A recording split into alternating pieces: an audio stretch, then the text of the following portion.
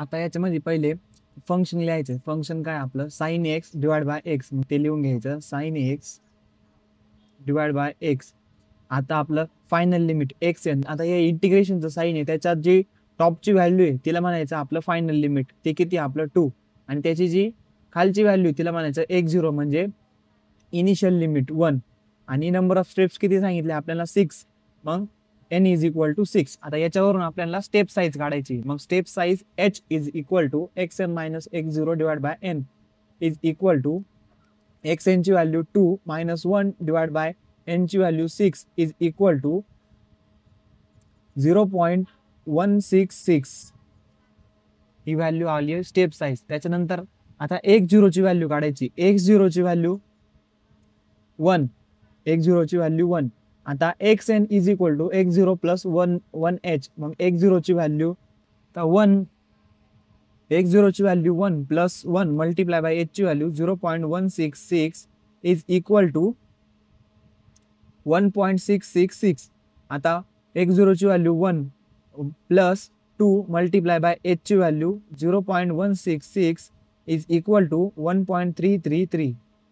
1 plus 3 multiply by h ची value 0.166 is equal to 1.4998. Next x4 ची value x0 ची value 1 plus 4 multiply by 0.166 is equal to 1.664. आता त्याच्यानंतर x5 साठी x01 plus 5 multiply by h 0.166 is equal to 1.833.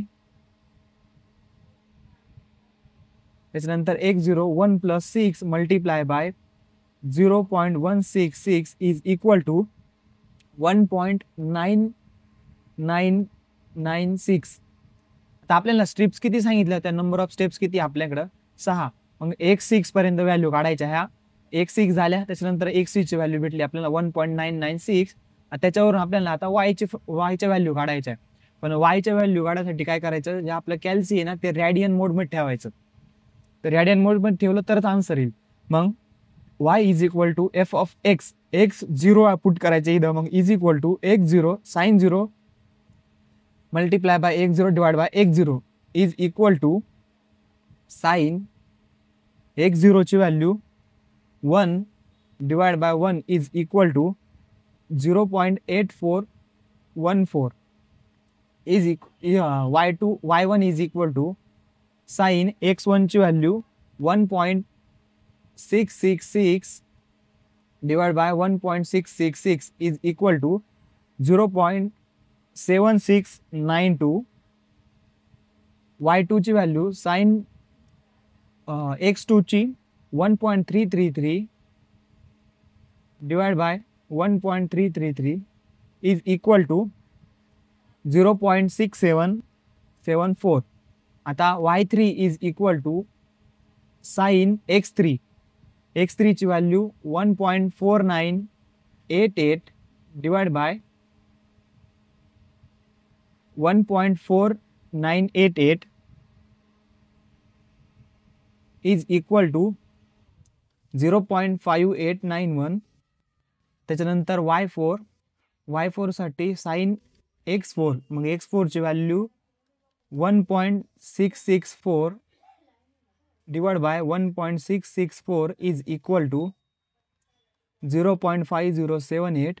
त्याच्यानंतर y5 is equal to sine x5 ची value 1.833 divide by 1.833 is equal to, मग y5 ची value येईल 0.4333.